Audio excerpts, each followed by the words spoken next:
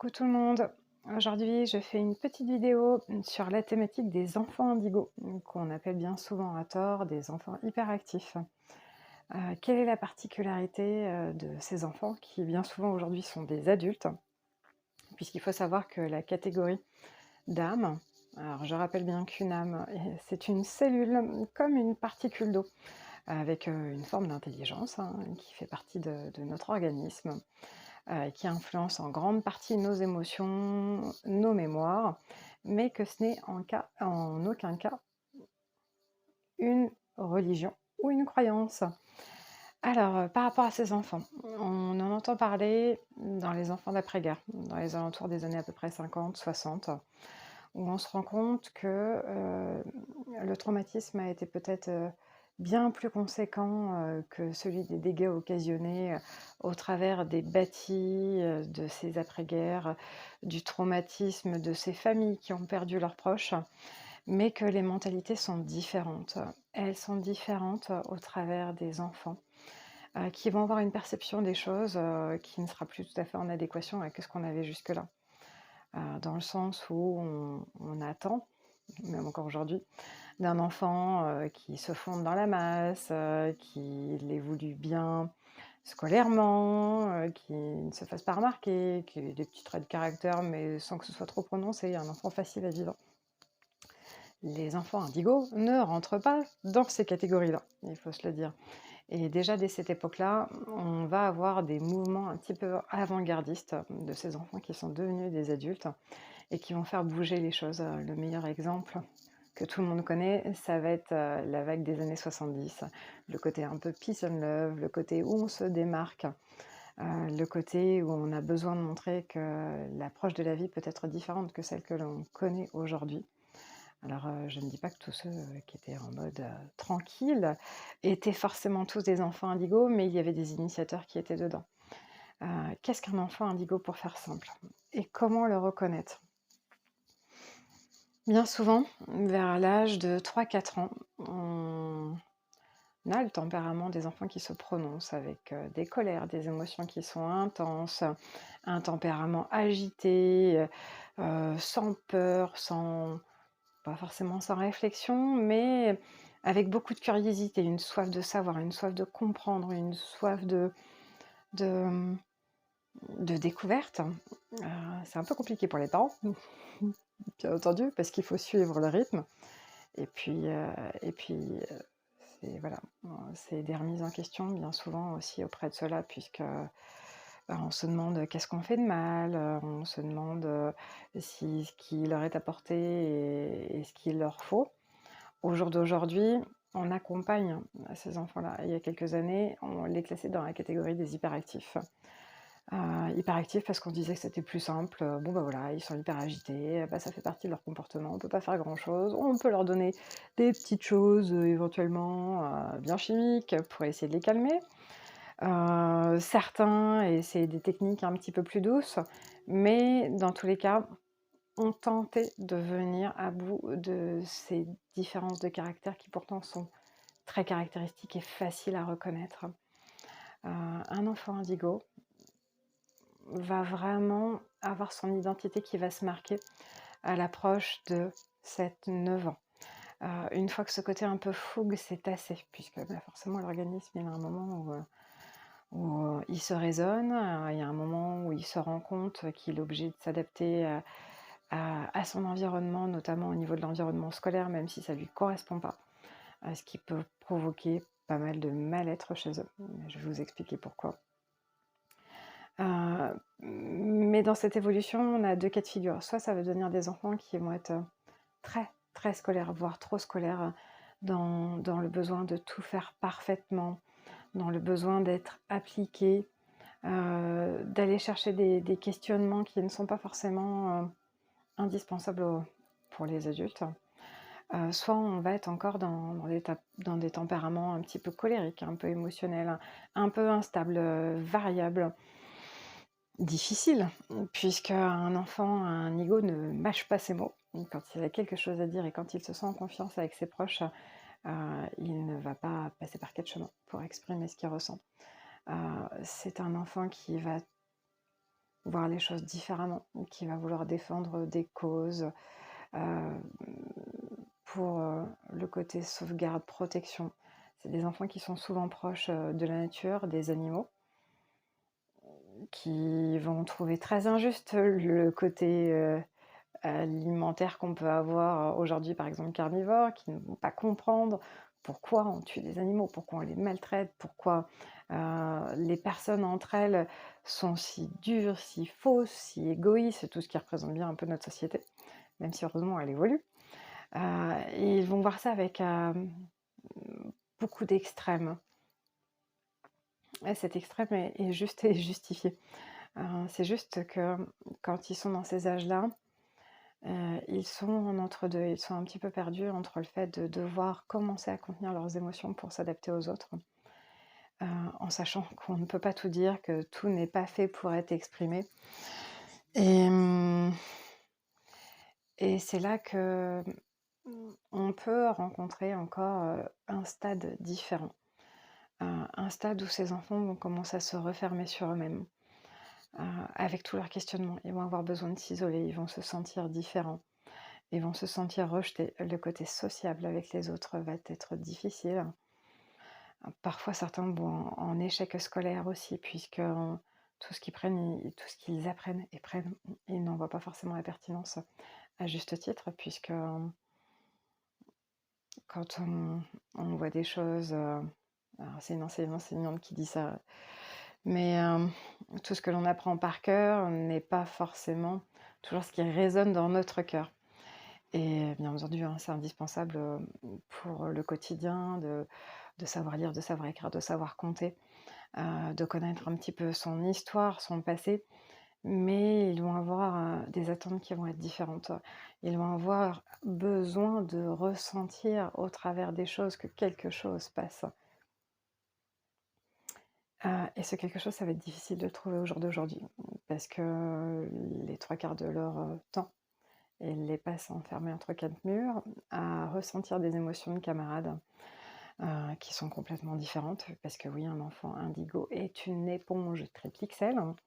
Alors déjà celle de ses parents, ce qui est très sympa pour eux, mais bon, à partir du moment où ils en ont conscience, déjà ça permet d'atténuer des problématiques de comportement. Mais ils ne peuvent pas réussir à gérer correctement ce qu'ils ressentent au travers de tout ce qui est dégagé dans une salle où vous avez une trentaine d'enfants qui chacun vivent des parcours complètement différents, avec des émotions plus ou moins fortes et complètement variables. Et c'est ce qui fait qu'un enfant indigo arrivé au stade de la primaire va être complètement déboussolé, puisqu'il ne sait plus si ses émotions lui appartiennent pas. Il ne sait pas comment les gérer. Il peut être dans la colère, parce que du coup, on a une fatigue par rapport à ça qui est importante. Il faut savoir qu'un enfant indigo n'a pas non plus un sommeil qui est très récupérateur, puisque son organisme, son corps physique, la nuit, certes, va se reposer, mais son esprit ne débranche pas, lui. Et il va continuer pendant ce laps de temps-là. C'est ce qui fait qu'on peut avoir aussi des enfants qui ont des problématiques de sommeil, soit qui vont se lever tôt, qui vont avoir du mal à s'endormir, parce que ça cogite tellement là-haut que ça les dérègle, forcément. Donc il y a une fatigue qui est là, qui est présente. Alors il existe, heureusement, plein de petites choses pour les aider par rapport à ça. Alors déjà, avoir un accompagnement avec un thérapeute, c'est important, parce que ça vous permet de savoir que votre enfant est normal, qu'il a juste des sens qui sont un peu plus développés, puisqu'un enfant indigo, c'est quelqu'un qui a, non pas un sixième sens, mais des facultés qui sont au plus proche de ce qu'on devrait tous avoir, et qui sont là pour éveiller les autres, pour éveiller sur ce qui ne va pas dans notre société, sur des choses fondamentales qu'on sait tous aujourd'hui, ne serait-ce que sur le côté environnemental, sur le côté respect de chacun. Mais ils sont encore un peu trop petits à ce moment-là pour le comprendre de par eux-mêmes. Et un thérapeute, à condition d'aller voir le bon thérapeute, beaucoup vont voir des psychologues, je n'ai rien contre ça. Attention, un psychologue peut donner des clés à un enfant pour aider à gérer ses émotions. Mais en aucun cas, il va permettre à son organisme de se décharger de ses émotions. Et c'est indispensable, Parce qu'à partir du moment où on commence à mettre des mots, on a plus de facilité pour l'accompagner, pour lui expliquer un certain nombre de choses. Et, et à travers tout ça, il est important de rééquilibrer vraiment son organisme. Tout simplement parce que une âme indigo est une âme qui est assez ancienne, qui a déjà beaucoup voyagé, qui a déjà beaucoup de bagages. Tout ce bagage, elle se le traîne comme un fardeau et elle va avoir encore plus de difficultés à dissocier ce qui appartient au passé et ce qui appartient à sa famille, puisque bien souvent un enfant indigo a une famille qui soit a des prédispositions dans tout ce qui est empathie, télépathie, magnétisme, ou soit va arriver dans un contexte familial qui va être assez difficile pour lui pour pouvoir progresser, apprendre les choses différemment. Et bien souvent, ces enfants-là sont des enfants et des futurs adultes qui vont connaître pas mal de souffrances dans leur vie. Alors cette souffrance ne sera pas forcément liée à la famille, mais en fonction des rencontres, en fonction de leur parcours, ces souffrances seront nécessaires pour lui permettre d'affirmer son identité et d'affirmer qui il est réellement. Donc ça, c'est important. C'est important de ne pas chercher à l'entraver, c'est important de ne pas chercher à le faire rentrer dans le moule à partir du moment où on en a conscience. Il faut l'accompagner avec bienveillance. Alors oui, c'est perturbant pour des parents d'avoir des enfants qui ont un sensoriel un peu plus développé, qui ont une empathie beaucoup plus conséquente, qui aimeraient pouvoir sauver le monde quand on sait que les limites à une seule personne sont vite atteintes. Mais voilà. Alors il ne faut pas le surstimuler non plus, puisqu'un enfant indigo a une soif de découverte qui est déjà extrêmement présente. Et ça, c'est assez symbolique aussi dans les futures vies d'adultes. Puisque quand celui-ci va continuer de grandir, voilà, je continue l'évolution. Le collège va certainement être la phase la plus difficile et certains adultes se reconnaîtront. Dans le sens où le regard des autres va être primordial, hein. Il aura besoin de cette reconnaissance, de besoin d'être intégré par ses pairs. Alors c'est là qu'on retrouve aussi bien souvent le lien avec le père, P-E-R-E, et le père, les pères, P-A-I-R, avec un S, en fonction des contextes. Euh, c'est important et c'est aussi le moment où bien souvent il va se renfermer complètement sur lui-même et éprouver beaucoup de souffrance parce que, son corps échange, il doit s'adapter à une transition d'enfant à futur adulte avec le côté hormonal. Ça, c'est pas une nouveauté, mais tout ce qu'il ressentait comme étant pur, comme étant juste, comme étant justifié, notamment au niveau émotionnel, qu'il pouvait encore exprimer étant enfant, il n'a plus le droit de l'exprimer étant adolescent. Alors on va avoir deux cas de figure. Des adolescents qui vont être vraiment très fermés sur eux-mêmes ou des adolescents qui vont être très extravertis, ce qui peut, dans tous les cas, compliquer la tâche par rapport aux parents. Ne cherchez pas à aller voir tous les praticiens possibles et imaginables en culpabilisant, en vous disant que vous faites le maximum et que rien ne fonctionne. C'est une étape qui est incontournable. Essayez de l'accompagner avec bienveillance. C'est important, bienveillance et écoute.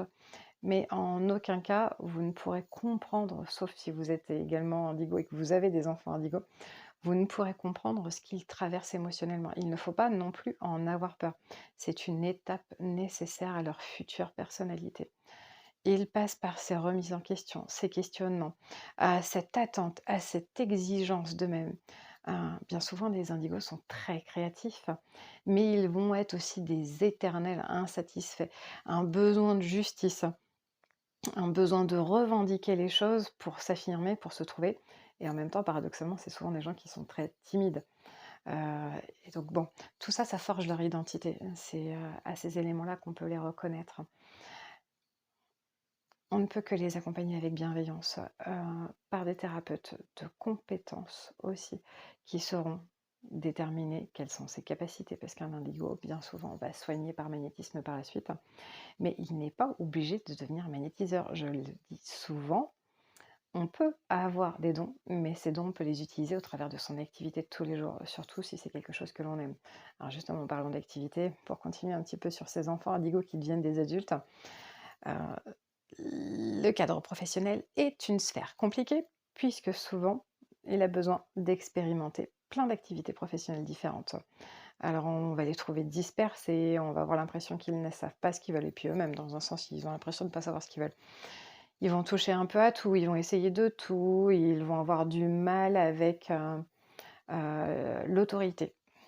Ça, bien souvent, c'est pas quelque chose, que les indigos apprécient, puisque pour eux, dans leur état d'esprit, tout le monde doit être sur un piédestal avec égalité. Alors, c'est pas comme ça qu'on fonctionne malheureusement aujourd'hui, d'une façon générale, mais ils l'apprendront petit à petit. Et puis parfois, ils arrivent à composer avec ça pour en devenir de très bons professionnels par la suite, qui travaillent bien souvent dans le contact, soit la créativité, soit le social. Ils ont besoin de ce rapport à l'autre. Mais dans les activités professionnelles, au début, ne soyez pas inquiets, ne soyez pas surpris. Si le CV pardon, est forgé d'expériences complètement différentes, atypiques, c'est nécessaire. C'est nécessaire puisque tous ces éléments, tous ces outils, qui même sur l'instant donnent l'impression, de ne pas pouvoir trouver de stabilité, vont construire sa personnalité et un indigo qui s'affirme vraiment en tant que tel, ça va être dans les alentours, on dira de 35-40 ans. Bah oui, vous allez me dire: «C'est un petit peu tard», mais c'est nécessaire pour apprendre tout ce qu'il y a à apprendre, pour avoir des bagages au niveau de la vie, pour avoir un peu fait le tour des comportements, des tempéraments, de ce qui existe, dans la vie de tous les jours, de la dureté, de ce que l'on peut vivre et ils vont s'imposer des choses qui vont être dures aussi. N'en ayez pas peur, encore une fois, en tant que parent et vous en tant qu'indigo, adulte, n'ayez pas peur de tout ça. C'est indispensable.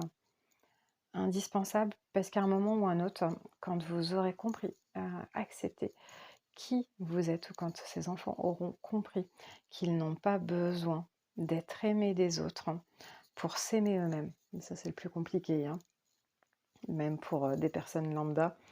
Le regard des autres est très important, mais pour un indigo encore plus. Une fois qu'ils n'auront plus à revendiquer une cause animale, une cause environnementale, une cause culturelle, quel qu'il soit, surtout ne les brimez pas par rapport à ça, hein. Essayez de les accompagner pour leur éviter de tomber dans des, pas dans des travers, mais des pièges potentiels ou des erreurs qui pourraient être trop conséquentes, même si ça fait partie de leur apprentissage. Mais voilà, ils vont réussir à se poser pour trouver leur identité. Et cette identité, bien souvent, sans même que ces personnes ne s'en rendent compte, puisque ce sont des personnes d'un tempérament certes affirmé et en même temps contrasté, timide, mais qui vont dégager beaucoup de bienveillance, qui ne seront pas dans l'attente de remerciements, de retours, de félicité. Ils feront les choses instinctivement, de par eux-mêmes. Et c'est là que c'est important, parce qu'ils transmettront sans même s'en rendre compte, par un charisme et beaucoup de discrétion, les 3/4 du temps. Ils accompagneront, ils guideront les gens qui en auront besoin et qui seront perdus. C'est aussi ça leur capacité, les indigos, au travers de ce qu'ils dégagent, une fois qu'ils ont passé toutes ces épreuves, de la vie qui peuvent être plus ou moins difficiles, seront comme des guides pour éveiller, heu, beaucoup de personnes, le plus possible, sans en être tributaire et sans en attendre quelque chose en retour. Alors, voilà, un indigo, c'est une âme qui est avancée, qu'il ne faut pas brimer, dont il ne faut pas avoir peur, pour lequel aujourd'hui on connaît beaucoup de choses qui peuvent être accompagnées, apaisées et rééquilibrées un peu plus tôt aussi, puisqu'aujourd'hui on a cette possibilité de pouvoir le faire, hein, et les enfants réagissent beaucoup plus vite que les adultes, donc il est bien de voir ça assez tôt. Et surtout, ce sera des personnalités qui sortiront du commun. Euh, N'ayez jamais honte d'un enfant qui va exprimer ses émotions sur l'instant, même si ça rentre pas dans les codes sociaux de ce qu'on pourrait attendre en temps normal. Il apprend au travers des remarques et bien souvent, tout ce qui est dit a pertinence une pertinence sous-jacente et voilà, ça va éveiller des choses en vous aussi en tant que parent, auxquelles vous n'auriez pas imaginé, mais bon, voilà, on s'adapte. Il ne faut surtout pas tomber non plus dans la peur, dans l'appréhension, dans la culpabilité. Ce parcours de vie leur appartient et à partir du moment où vous les accompagnez au mieux, vous aurez fait tout ce qu'il fallait. Donc voilà, hyperactif, peut-être un petit peu, mais c'est pas aussi simple, qu'il n'y paraît. Alors il existe d'autres catégories, hein. On a les enfants indigo, on a les enfants arc-en-ciel, on a les enfants cristal. Alors ça, c'est des générations qui sont un petit peu plus récentes avec des tempéraments différents, mais j'en parlerai, et puis il y a de nombreux ouvrages aujourd'hui qui en parlent également. J'en parlerai prochainement, mais là voilà, ça me semblait important de faire un petit point sur ces particularités, qui sont tout à fait normales, dans la normale, mais qui sont là pour aider, pour accompagner les autres. Donc surtout, ne les brimez pas, c'est important et surtout vous, en tant que futur adulte, en tant qu'adulte indigo, ne vous brimez pas par rapport à ces ressentis, à ces capacités. Elles sont normales, elles font partie de vous et ça en fait de vous une personne magnifique, plus belle et par la suite rayonnante. À bientôt.